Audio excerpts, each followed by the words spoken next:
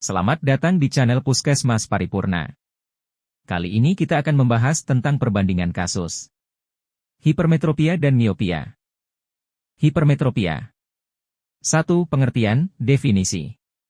Hipermetropia, rabun dekat, merupakan keadaan gangguan kekuatan pembiasan mata di mana sinar sejajar jauh tidak cukup kuat dibiaskan sehingga titik fokusnya terletak di belakang retina. Kelainan ini menyebar merata di berbagai geografis, etnis, usia dan jenis kelamin. 2. Anamnesis. Keluhan. 1. Penglihatan kurang jelas untuk objek yang dekat. 2. Sakit kepala terutama daerah frontal dan makin kuat pada penggunaan mata yang lama dan membaca dekat. Penglihatan tidak enak, asthenopia akomodatif eye strain, terutama lihat pada jarak yang tetap dan diperlukan penglihatan jelas pada jangka waktu yang lama, misalnya menonton TV dan lain-lain. 3. Mata sensitif terhadap sinar. 4. Spasma akomodasi yang dapat menimbulkan pseudomiopia. Mata juling dapat terjadi karena akomodasi yang berlebihan akan diikuti konvergensi yang pula. 3. Pemeriksaan fisik. Pemeriksaan visus dengan Snellen chart, pemeriksaan refraksi dengan trial lens dan trial frame. Pemeriksaan ini tidak dapat dilakukan di puskesmas. 4. Pemeriksaan penunjang.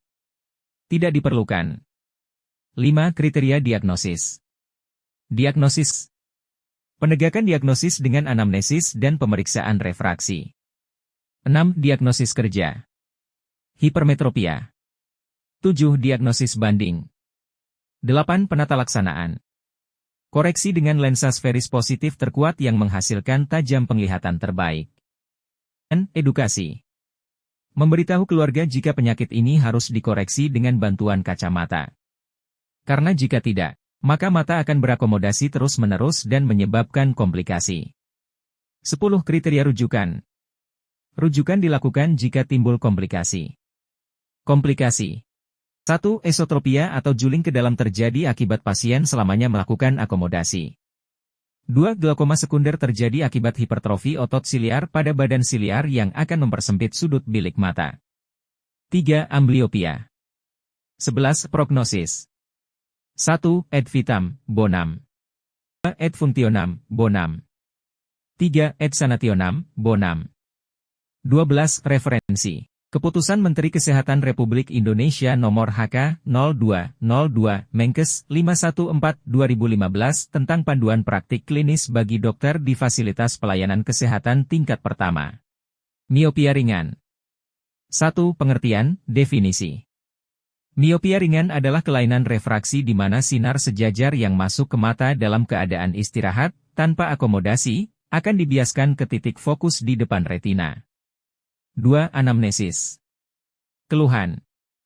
Penglihatan bila melihat jauh, mata cepat lelah, pusing dan mengantuk, cenderung memicingkan mata bila melihat jauh.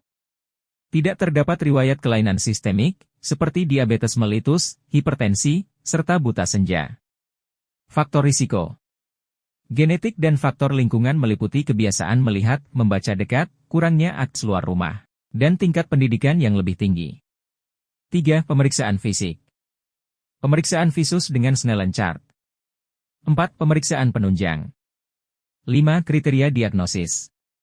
Penegakan diagnosis berdasarkan anamnesis dan pemeriksaan refraksi. 6. Diagnosis kerja.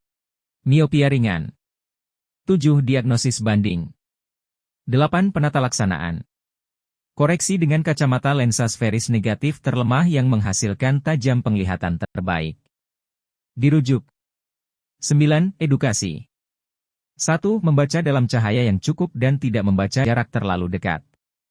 2. Kontrol setidaknya 1 kali dalam setahun untuk pemeriksaan refraksi bila ada keluhan. 10. Kriteria rujukan. 1. Kelainan refraksi yang progresif. 2. Kelainan refraksi yang tidak maju dengan koreksi atau tidak ditemukan ukuran lensa yang memberikan perbaikus. 3. Kelainan yang tidak maju dengan pinhole. 11. Prognosis. 1. Ad vitam bonum. 2. Ad functionem bonum. 3. Ad sanationem bonum. 12. Referensi. Keputusan Menteri Kesehatan Republik Indonesia Nomor HK0202 Menkes 514/2015 tentang panduan praktik klinis bagi dokter di fasilitas pelayanan kesehatan tingkat pertama.